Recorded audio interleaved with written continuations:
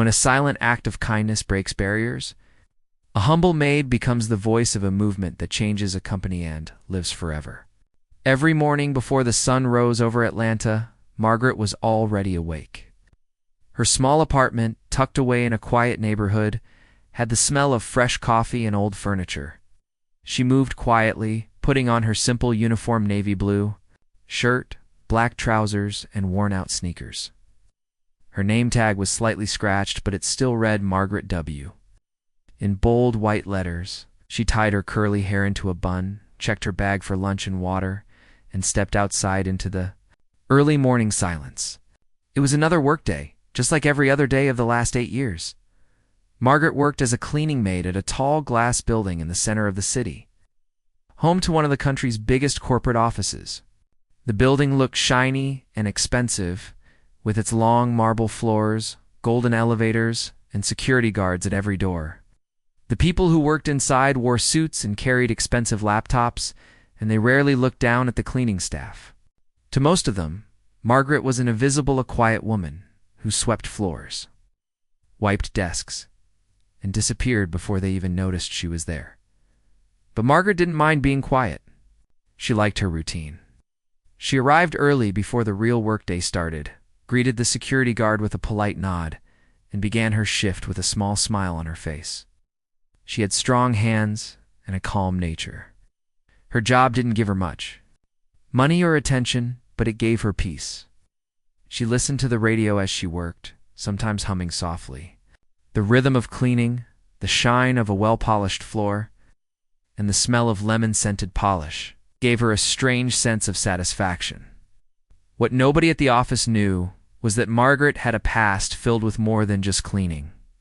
Years ago, when she was a teenager, her younger sister Eliza had suddenly lost her hearing after a serious illness. It had shocked the whole family. Doctors couldn't reverse it, and Eliza had to learn how to live in silence. While others struggled to understand her new world, Margaret made a promise to herself she would never let her sister feel alone. She spent months learning American Sign Language, practicing in front of mirrors, watching tapes, and joining free classes at the community center. Slowly she became fluent. She and Eliza developed a language of their own made of fast, graceful hand movements and deep, wordless understanding. That bond between them stayed strong even after life pulled them in different directions. Eliza became a social worker for the deaf community, while Margaret took up cleaning jobs to support their mother who had fallen ill. Margaret didn't use sign language at work. It just wasn't needed and nobody asked. It became a quiet skill she kept to herself, like an old photo hidden in a drawer. One evening, as Margaret was finishing her shift on the executive floor of the top, shiny level where all the important bosses worked, something unusual happened. She had just finished mopping the lounge area near the CEO's private office when she heard raised voices. It's not angry voices, but confused ones. She peeked around the corner and saw a young man in a delivery uniform holding a clipboard and gesturing helplessly at the receptionist. He looked frustrated. The receptionist was trying to speak slowly, louder than usual, but the man wasn't responding. Margaret watched silently. Then she noticed something. The delivery man was not ignoring the receptionist. He just couldn't hear her. He was deaf. His eyes darted around, trying to find someone who could understand him. He began signing quickly, hoping someone would respond. But everyone around just stared, and then from behind a glass wall, the new CEO, Daniel Whitmore, appeared. He had only taken over a few months ago, and Margaret had only seen him in person once or twice. He was tall, well-dressed, and always in a rush. He stepped forward, clearly trying to understand what was going on. He asked the receptionist what the issue was, and she explained that the delivery man couldn't communicate. Daniel looked directly at the man who was still signing, and then turned to his staff helplessly. Without thinking, Margaret stepped forward. She walked quietly toward the two men, her mop still in hand, and gently touched the CEO's elbow. He turned surprised to see her. Without saying anything, she placed the mop against the wall, adjusted her sleeves, and began signing fluently to the delivery man. The man's face lit up with relief. Finally, someone understood him. He signed back quickly, explaining the confusion. With the package and where it was supposed to go, Margaret nodded, asked a few clarifying questions, and turned to the CEO to translate. The package was sent to the wrong floor. She signed, and then repeated aloud in English. He says the address label was incorrect, but he has the backup slip here. She took the slip from the man and handed it to the CEO. Daniel Whitmore looked stunned. His eyes moved between Margaret and the delivery man as they continued to sign effortlessly. For a few moments, he just stood there, completely silent. When the issue was resolved and the delivery man smiled with gratitude and left, Margaret turned back toward her mop, ready to disappear again into the background, but the CEO stopped her. "You know sign language?" he asked, almost whispering. Margaret nodded, keeping her eyes low. "Yes, sir. Where did you learn?" My sister. "She's deaf." "I learned when we were younger." Daniel didn't say anything else. He just looked at her for a moment, as if trying to figure something out, then gave her a soft nod and walked away. Margaret stood still for a few seconds, heart pounding, then picked up her mop and returned to her cleaning the rest of the night. Passed as usual. She cleaned the floors, emptied trash cans, and shut off lights. But her mind was elsewhere. She kept thinking about the way the CEO had looked at her. Not like she was a maid. Not like she was just part of the background. 4. The first time in years, someone at work had really seen her. When she got home that night, she told her sister what had happened. Eliza laughed and clapped her hands in the special way they shared. "You should have seen his face," Margaret said, laughing too. But deep inside, she wondered if she had done something wrong. Had she stepped out of line? Had she embarrassed someone? It was just a moment of kindness. Nothing more. That's what she told herself. The next morning, Margaret got ready as usual. She packed her lunch leftover rice and beans with a banana and wore her cleanest uniform. When she arrived at work, the security guard at the side entrance didn't greet her with the usual nod. Instead, he looked at her strangely and said, "Wait here, Margaret. Someone's coming to see you." Margaret blinked.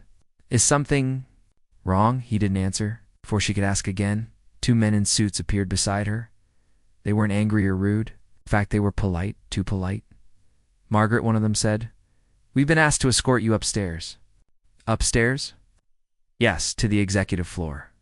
Mr. Whitmore wants to speak with you." Margaret's stomach turned. Her heart began to race. She followed them silently through the elevator doors, her mind spinning with questions. Why did the CEO want to see her? Was he angry? Was she in trouble? The elevator doors opened to the top floor. The familiar shine of the executive lounge greeted her, but this time she wasn't holding a mop. She was escorted into a glass meeting room she had only ever seen from a distance. And there, sitting at the long table, was CEO Daniel Whitmore. Waiting, he stood up as she entered.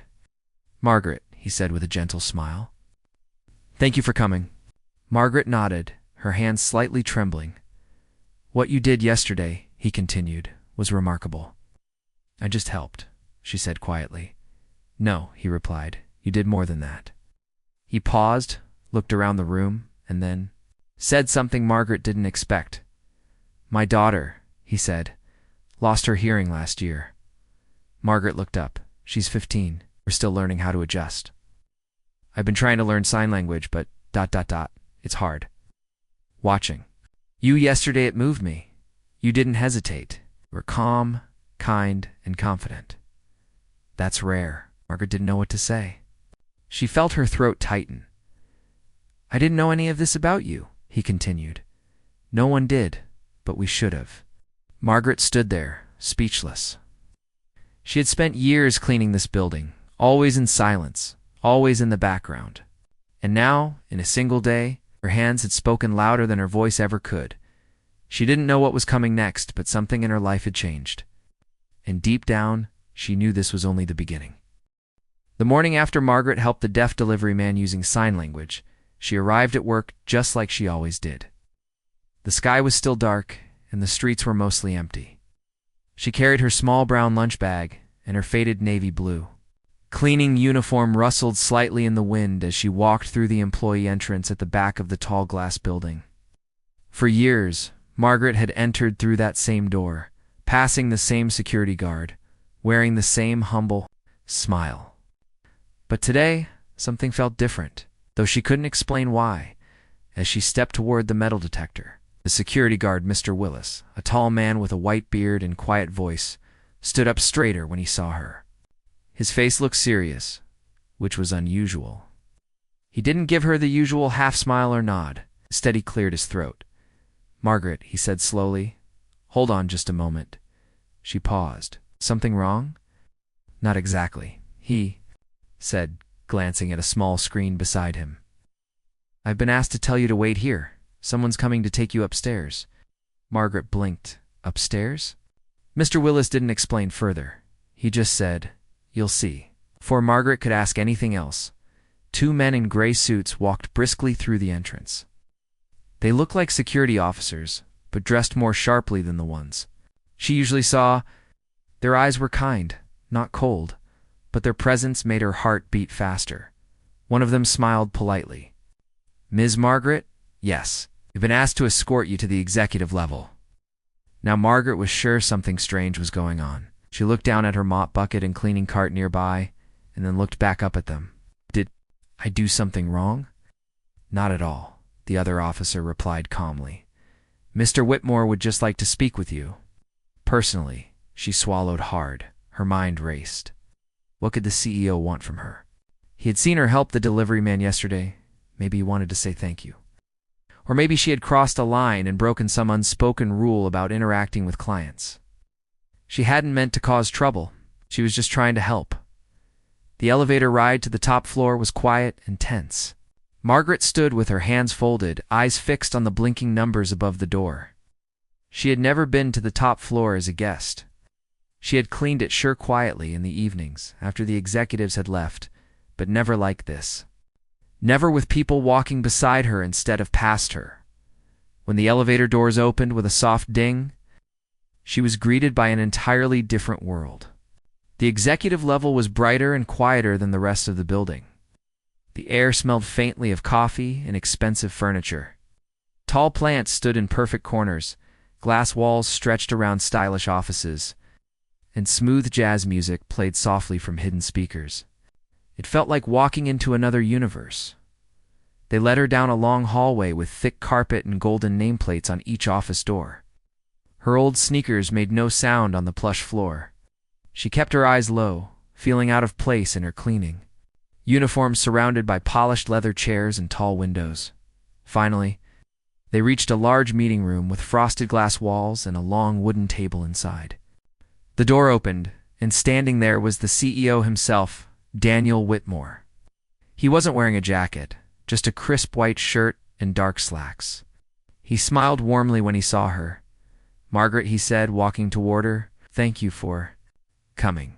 She stepped inside, unsure what to say. The two men who had escorted her gave her a respectful nod and quietly closed the door behind her. Now she was alone in the room with the most powerful man in the building. Her hands felt sweaty. Her heart was thudding in her chest. "Please sit," Daniel said, pulling out a chair for her. She hesitated, then sat down slowly. She wasn't used to being invited to sit in rooms like this. Her mind was still spinning. "I hope you're not too nervous," he said kindly. "This isn't a disciplinary meeting or anything like that." She gave a soft smile. "That's good to know, sir." He paused for a moment, then sat across from her, folding his hands on the table. "I want to talk about what happened yesterday." Margaret nodded slowly, unsure of where this was going. "You helped that delivery man with sign language," he said. Everyone around him was confused. "Helpless, but you walked up and just ... solved it." "I only did what I could," she said gently. "He needed help. I knew how." Daniel looked at her thoughtfully. "Where did you learn ASL?" "My sister," Margaret replied. "She lost her hearing when we were young.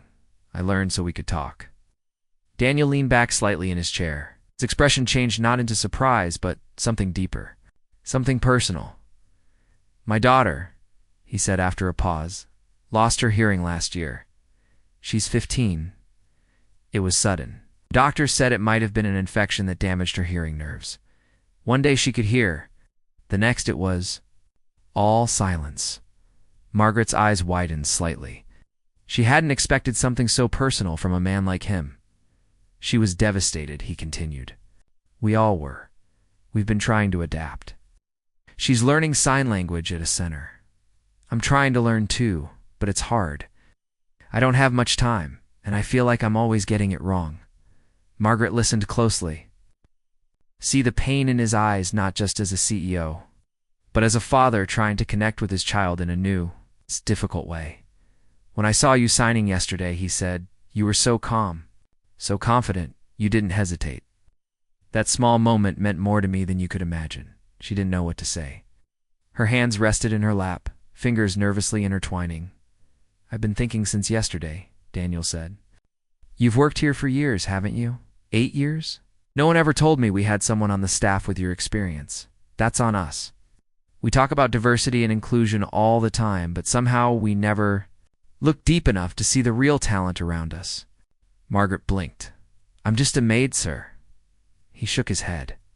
You're not just anything. You're a person with a skill, a story, and a heart. That's more than I can say for some of the suits upstairs. That made her chuckle softly. For the first time, Daniel smiled, then leaned forward slightly. I want to make you an offer, he said. She looked up at him, confused. I want you to be part of something new. We've been talking about building an internal initiative to improve accessibility, especially for people who are deaf or hard of hearing. But we don't want to do it with just lawyers and consultants. We want people with real stories. People who've lived it. Margaret stared at him, stunned. You'd be working directly with HR, with our diversity team. You'd help us create workshops, materials, maybe even mentor a few employees. Of course, we'd provide training. It wouldn't happen overnight, but it would be a real job, with a real title, better pay, full benefits. She opened her mouth, but no words came out. He continued gently, and if you're willing, I was also hoping you might help me, personally help you, she whispered, with my sign language. I'm trying so hard to connect with my daughter, but I struggle to learn. I need help from someone who understands not just the language, but the feeling behind it. Margaret was silent for a long moment. She had cleaned floors for nearly a decade. She had moved quietly through hallways, mopping up coffee spills and taking out trash without anyone noticing. Now, out of nowhere, the CEO of the company was offering her a place at the table. Because of her job title, but because of who she was, she didn't know what to say. I'm not expecting an answer today, Daniel said kindly. I just want you to think about it. Take your time. You deserve to decide. Margaret nodded slowly. Thank you, sir. Appreciate that. Should be thanking you, he replied. They stood, and he walked her to the door. Before she left, he said one more thing, using his hands instead of his voice. He signed, slowly and carefully. Thank you. Margaret smiled and signed back. You're welcome. That night, at home, Margaret sat at the kitchen table with her sister Eliza. She told her everything, how the CEO had opened up about his daughter, how he had spoken from the heart, and how he had asked for her help. Eliza sat quietly for a moment, then grinned. You didn't just mop a floor, she said. You opened a door. Margaret nodded slowly, still unsure if she was dreaming. She stared out the window into the night sky and whispered, I never thought someone like me would be invited to a room like that. Eliza touched her hand and signed gently. They didn't invite you. You earned it. Margaret smiled, eyes glassy with emotion. A quiet moment in a hallway had turned into something bigger, something she'd never expected. And now, a new chapter was waiting for her, but whether or not she stepped into it, that choice was hers to make. Margaret didn't sleep much that night. Her mind kept replaying everything Daniel Whitmore's voice. The offer. The way he had looked at her, not as a maid, but as someone who mattered. It was strange, almost unbelievable. For years, she had moved through the world like a shadow. Nobody asked for her opinion. Nobody looked twice at her. But now, in one unexpected turn, the CEO of the company was asking her to join something. Bigger, something important. She felt nervous, honored, and confused all at once. The next morning, she woke up early. She made a cup of tea, sat by the window, and looked out at the quiet street. She could still hear Eliza's words in her mind. They didn't invite you. You earned it. That made her smile. Maybe she really had earned it. Maybe her years of being invisible had somehow led her to this moment. When she arrived at work, the building didn't feel the same. It wasn't because anything had changed physically, it still had the same glass doors, same polished floors, the same buzzing elevators, but Margaret could feel something in herself had shifted. The nervousness was there, of course, but there was also something else. Curiosity. What would happen today? She went straight to the supply room, expecting to start her usual shift, but before she could even put on her gloves, she heard her name being called. It was a soft voice, but firm. Margaret. She turned to see a woman standing at the door, wore a green blouse and carried a tablet. Her smile was polite and professional. "Hi, I'm Lauren from Human Resources. Mr. Whitmore said you'd be expecting us. ... I wasn't sure." Margaret replied honestly. "Well," Lauren said, checking something on her tablet, "he'd like you to start. Orientation today. Just some introductions and a walkthrough. Nothing formal." Margaret looked down at her uniform. "I'm not really dressed for it. ... Double quotes. Lauren smiled. He said it doesn't matter. That answer surprised Margaret, but she followed the woman. Out of the supply room, as they walked through the hallways, people glanced at her more than usual. She wasn't sure if it was her imagination or if word had already spread, but something felt different. Some of the workers who usually didn't speak to her now gave her small nods or smiles. A few even whispered to each other as she passed. She kept her head high, but didn't let it go to her head. She wasn't used to attention, and she didn't want to change who she was. Lauren led her to a smaller conference room on the 12th floor. Inside were 3 other people, 2 women and 1 man. They looked friendly, sitting around a table with notebooks and laptops. Margaret was introduced to them as the newest member of the accessibility task team. Her heart skipped a beat. Hearing that title, they were a mix of employees from different departments: marketing, operations, and client relations. All of them were there because they had some personal connection to disability. One had a brother with cerebral palsy, another had grown up with a visually impaired father, and the man had a son on the autism spectrum. They were passionate about making the company more inclusive, and they welcomed Margaret like she had always belonged. She listened more than she spoke that first day. She wasn't used to being in rooms like that, and she was still trying to understand her role. But when someone mentioned the lack of sign language support in the company's training videos, Margaret finally spoke up. "There's also no signs in the lobby," she said softly. "No indicators for people who can't hear when a fire alarm goes off." The room went quiet, and then the man from operations said, "That's a really good point."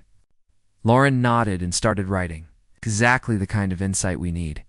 Margaret felt a strange warmth inside her. Her voice had been heard. Her words were being taken seriously. That afternoon, she met Daniel again. This time, he had set aside an hour to practice sign language. He sat in his office, and for the first time, he wasn't the boss, and she wasn't the employee. They were just 2 people learning from each other. "I feel clumsy when I try," he admitted as he tried to sign the word family. "You're not clumsy," Margaret said gently. "You're learning, and that's the most important part." He smiled. "My daughter Anna, she gets frustrated with me sometimes. I know she's trying so hard, and I don't want to let her down." "She knows you're trying," Margaret replied. "That's what matters most."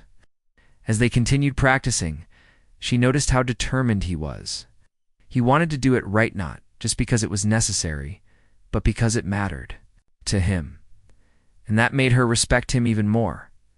Over the next few days, Margaret's schedule completely changed. She still cleaned. Sometimes she said she didn't want to give it up entirely, but now she also attended meetings, gave feedback, and even started designing a small workshop to teach basic sign language to interested employees. She felt proud, but also overwhelmed. Everything was new. Computers, emails, PowerPoint presentations, she had never worked with any of it. She had always used her hands for cleaning, not typing. And now she had to learn so much in such a short time. One afternoon, she sat at a computer trying to write an email to the team. But her fingers kept pressing the wrong keys. After 20 minutes of struggling, she leaned back in her chair and sighed. A young woman from marketing walked by and saw her frustration. "Need help?" Margaret smiled weakly. "I think this machine hates me," the woman laughed. "It hates everyone at first. I can show you a trick or two."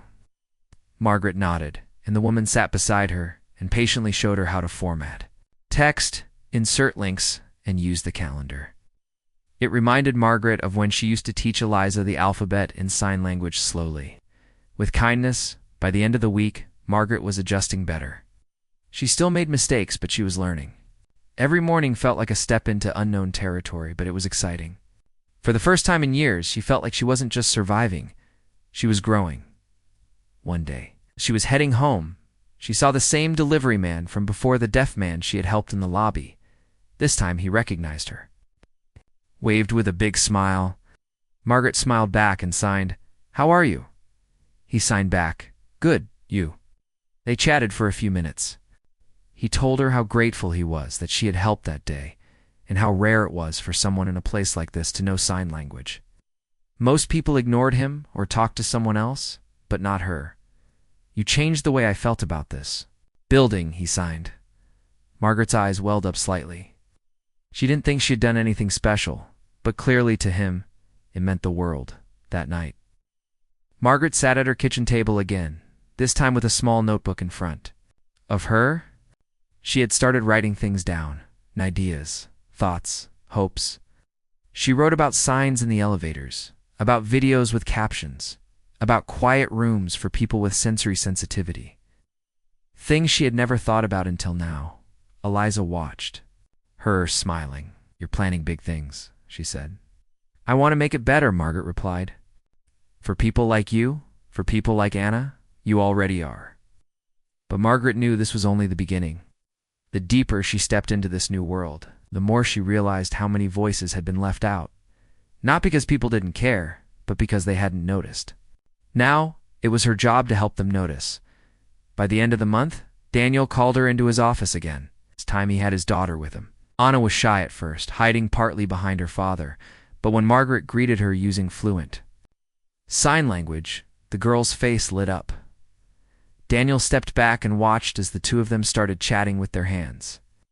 Anna laughed at one of Margaret's jokes, and Margaret felt her heart grow with warmth. It was like looking at her younger sister all over again. After the visit, Daniel sat back down with Margaret. "She smiled more today than I've seen in months," he said quietly. "She just needed someone who spoke her language," Margaret replied. "She needs more people like you." Margaret shook her head. "She needs more people like her, brave, quiet warriors." He looked at her eyes soft. "I hope you know you're changing this company, not just the company, you're changing me."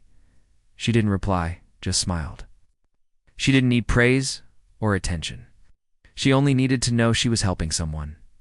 Outside, as she left, for the day, she saw her reflection in the building's glass walls.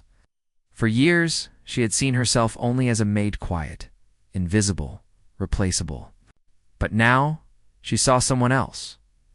Someone strong, someone who carried stories, someone who used her hands not only to clean but to communicate, to connect, to teach. She touched her fingers to her chest and signed to herself, "I matter." And deep down, for the first time in a long time, she truly believed it. Margaret's life had completely changed in just a few weeks. She had gone from cleaning offices in silence to sitting in meetings where her voice was not only heard, but valued. It still felt strange sometimes. She had lived most of her life without being noticed, moving quietly from room to room with a mop or a cloth in her hand. Now, people greeted her, asked her opinions, and even waited for her before starting certain meetings. She hadn't expected this kind of respect. She had never even dreamed of it, but with new respect also came pressure. Margaret had taken on more responsibility than she had ever handled before. She wasn't just a maid anymore. She was now part of the company's accessibility task team, and people were starting to look to her for guidance. Every morning, she walked into the office with both pride and fear. Pride that she had earned this place, fear that one day someone would say, "You don't belong here." One Tuesday morning, she arrived at the office earlier than usual. She wanted to prepare for a big meeting later that day. It was her first time leading a session with several department heads. She had stayed up late writing notes and rehearsing in the mirror. But still, her hands were shaking as she sat at her desk, reviewing her talking points. A few minutes later, Lauren from HR came in and smiled. "You look serious." "I'm nervous," Margaret admitted. "This is a big day." Lauren pulled up a chair. "You've already impressed everyone just by being you. Today is just the next step." Margaret looked down at her notebook. "What if I mess up? And you'll learn and come back stronger. That's how growth works." That simple sentence gave Margaret courage. She stood up, smoothed her skirt, and followed Lauren into the conference room. Inside were 8 people from different parts of the company, including Daniel himself. All looked up when she entered. No one laughed. No one whispered. Instead, they nodded at her like she truly belonged. Margaret began by sharing a story. She talked about her sister Elisa, how she grew up in a world where few people knew sin, language, and how lonely that had made her feel. She explained how one small effort, one small sign, could make a huge difference in someone's life. She then talked about the ideas she and the team had been working on, captioning all training videos, installing visual alarms in all rooms, creating quiet spaces for people with sensory needs, and offering basic sign language classes to staff members. The room was quiet, but people were listening. Daniel was watching closely, didn't interrupt, just kept nodding and taking notes. When she finished, he leaned forward and said, "This is one of the most thoughtful presentations I've seen this year." "Thank you." Margaret felt her chest fill with emotion. She had never been praised like that in front of so many important people. After the meeting, several people stayed back to ask her more questions. One woman from finance told Margaret that her niece was hearing impaired, and the new changes would mean a lot to her. Another man from IT said he'd be happy to volunteer to help with tech updates for accessibility. Slowly, Margaret began to see that people really did care. They just needed someone to guide them. That afternoon, as she returned to her desk, she found a small envelope waiting for her. It didn't have a name, just her initials written neatly on the front. Curious, she opened it. Inside was a short note. "Thank you for speaking up. My son is deaf, and for the first time, I feel like this company might understand him. Grateful." Father Margaret stared at the note for a long time. She didn't know who had written it, but it didn't matter. She had touched someone's heart, and that was worth more than any job title. As the days passed, Margaret continued to balance her 2 roles. She still helped with cleaning tasks when she had time, not because she had to, but because it grounded her. She never wanted to forget where she came from.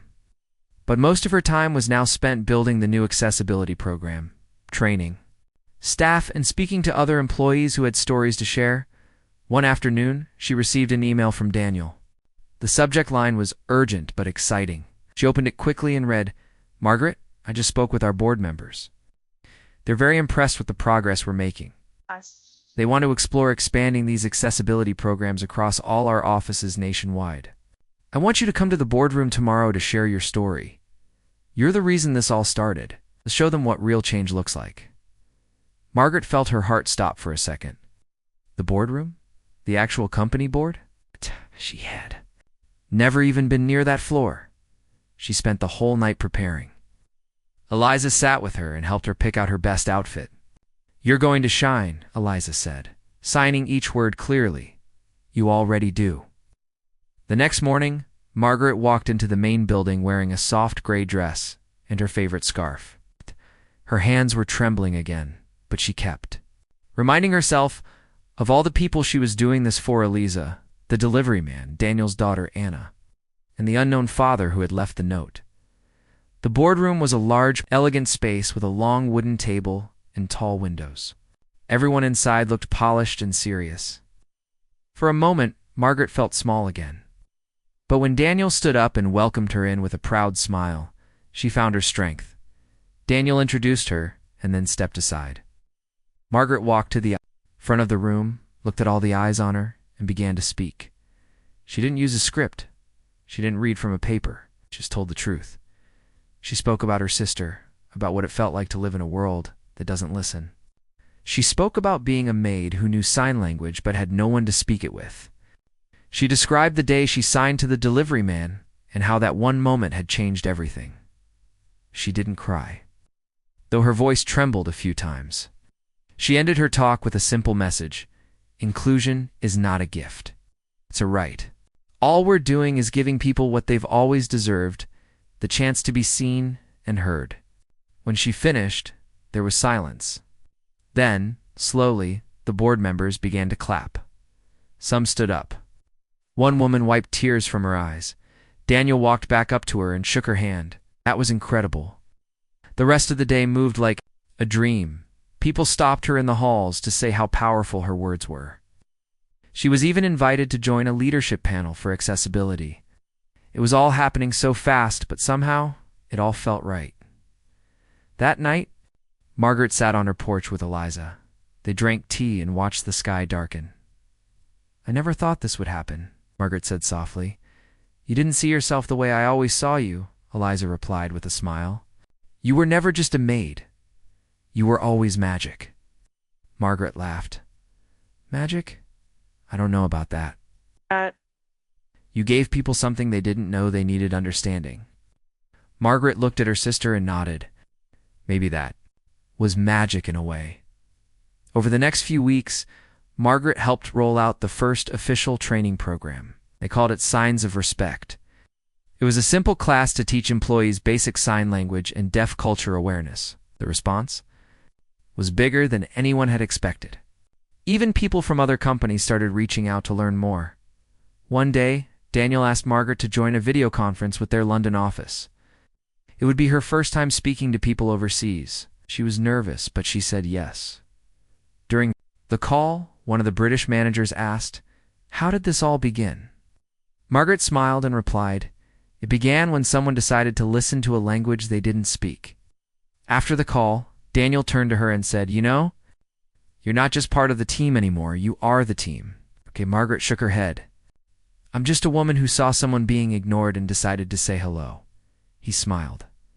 "That's what leaders do." Margaret never saw herself as a leader, but slowly she was starting to understand. Leadership wasn't always loud. Didn't always wear suits or stand at the front of the room. Sometimes leadership wore a maid's uniform and used her hands to speak for those who couldn't. She still walked the halls like before. But now, people stopped to sign, thank you when they passed her. Posters with simple signs went up near every elevator.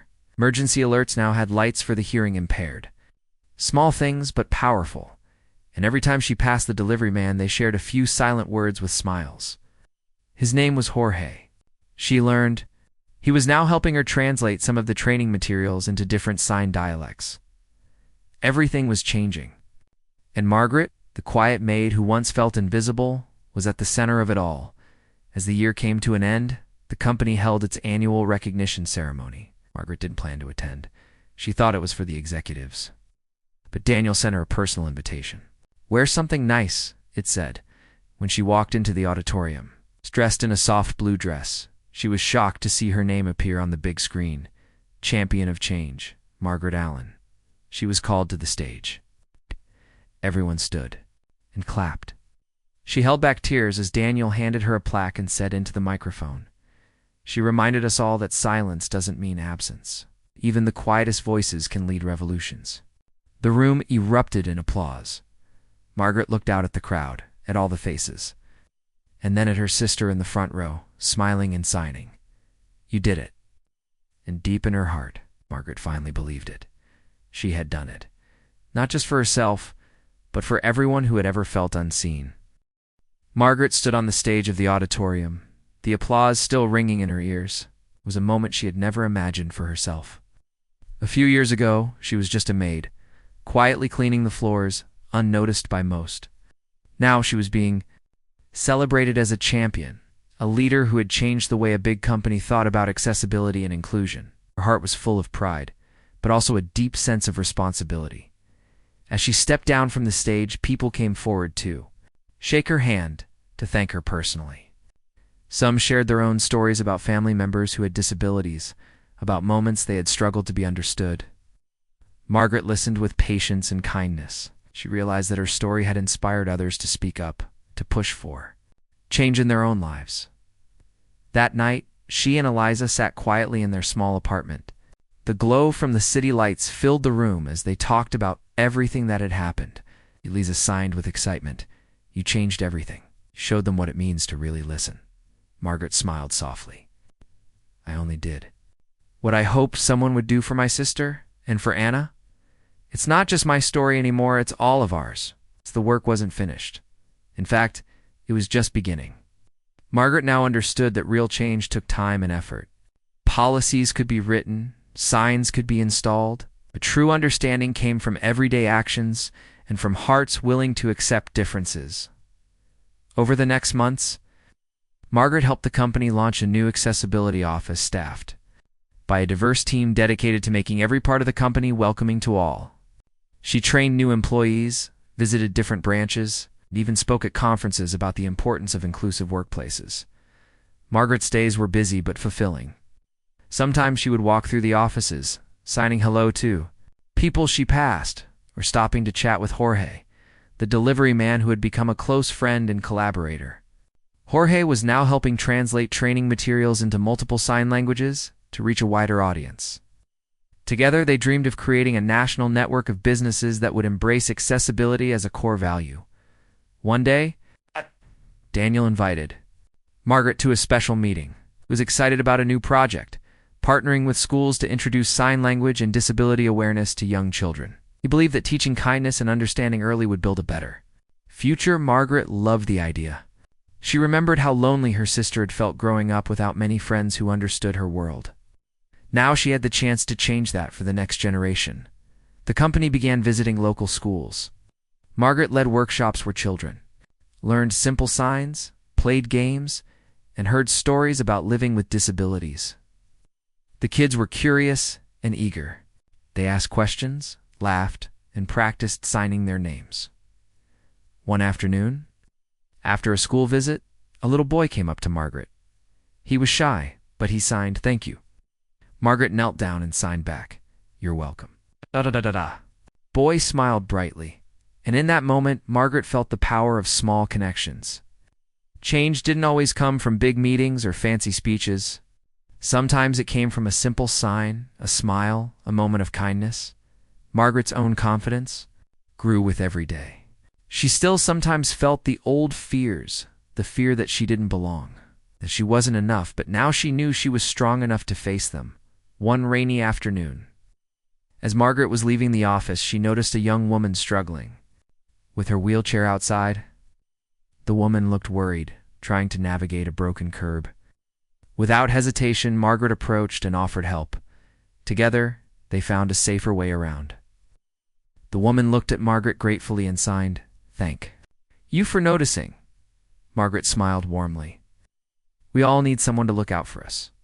That simple act reminded Margaret why she kept doing what she did. It wasn't just about policies or programs. It was about people. As the company grew in its commitment to accessibility, other businesses began to follow. Gray was invited to speak at conferences across the country, sharing her story and encouraging others to listen, to learn, and to act. She never forgot where she came from. Whenever she returned home, she still helped Eliza with small chores. She still spent quiet evenings practicing sign language, always eager to learn more. One night, as she and Eliza watched a movie with subtitles and captions, Eliza signed, "You made my world bigger." Margaret took her sister's hand and signed, "Back, and you made mine richer." Margaret's journey had started with one simple act, signing to a man in the lobby who had been ignored. That small moment had sparked a revolution of kindness and understanding. She knew there would be challenges. Ahead, not everyone understood accessibility, and sometimes progress was slow. But Margaret believed in the power of persistence. Every sign, every conversation, every thoughtful change mattered.